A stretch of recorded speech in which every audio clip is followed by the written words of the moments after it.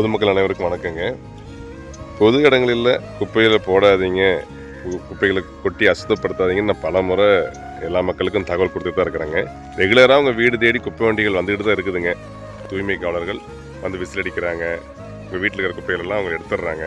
அப்படி இருந்தும் நீங்கள் இந்த மாதிரி பொது இடங்களில் குப்பைகளை கொட்டுறதும் இல்லாமல் அந்த குப்பைகளுக்கு தீயும் வச்சிடுறீங்க.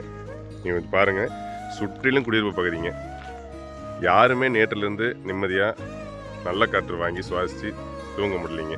அந்த அளவுக்கு நேரத்துலேருந்து புகை வந்துகிட்டே இருக்குங்க. இன்னும் இந்த குப்பைகள் சுத்தமாக எரிஞ்சு முடிகிற வரைக்கும் புகைகள் வெளியே வந்துட்டு தான் இருக்கும்.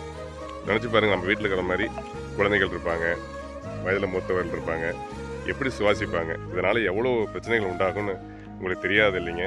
தயவு செய்து கொஞ்சம் புரிஞ்சுக்கிங்க. குப்பைகளை பொது இடத்துல கொட்ட வேண்டாங்க. அப்படியும் கொட்டினாலும் தீ வைக்காதீங்க. நீங்கள் தீ வைக்கிறதுனால சுத்தமான காற்று யாருமே வாங்க முடியாது. அது மட்டும் இல்லாமல் குழந்தைகளும் பெரியவங்களும் ரொம்ப நோய்வாளாவாங்க. அதனால் தயவு செய்து புரிஞ்சுக்கிங்க. வீடு தேடி வர குப்பை வண்டியை பயன்படுத்திக்கிங்க. வரலைனாலும் சொல்லுங்கள், வரதுக்கான ஏற்பாடு பண்ணலாம். ஆனால் இந்த மாதிரி பொது இடங்களில் குப்பையை கொட்டதுனால நம்ம ஊரும் தூய்மை இல்லாமல் இருக்குங்க.